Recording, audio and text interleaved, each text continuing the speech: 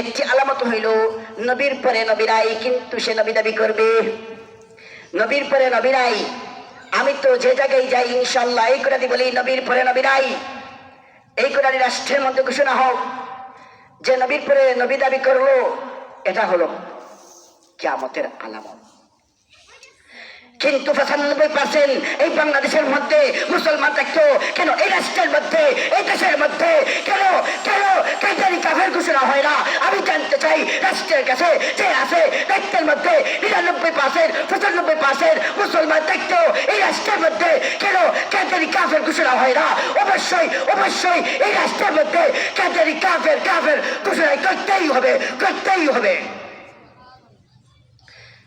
কাজারি কাফের এই ঘোষণা আমরা চাই অতি সত্তর রাষ্ট্রের মধ্যে কাজারি কাফের কাফের রাষ্ট্রের মধ্যে ঘোষণা করতেই হবে কাফের কাফের কাজারি কাফের। কিয়ামতের আলামতের মধ্যে হইল পুরুষ মহিলার অনুগত করবে কিভাবে?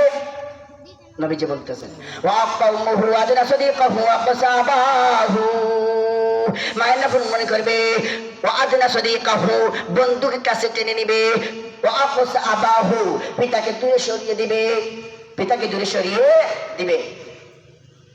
তুমি যে বন্ধুর কথা শুনে, তুমি যে প্রতিবেশীর কথা শুনে যে মা বাবাকে দূরে সরিয়ে দিছো, ওই বাবা যদি না থাকতো তুমি দূরে আসতে পারতো না। আফসোস আফসোস তুমি কিভাবে মহিলার কথা শুনে, কিভাবে স্ত্রীর কথা শুনে তোমার মার সাথে বাবার সাথে নাফরমানি করো? বলো মা বাবা কি বুঝবে, মা কি বুঝবে? আমি তো সব কিছু বুঝি। আফসোস আফসোস তোমার কি দিলের মধ্যে করতে পারছে না? যদি আমার মা বাবা যদি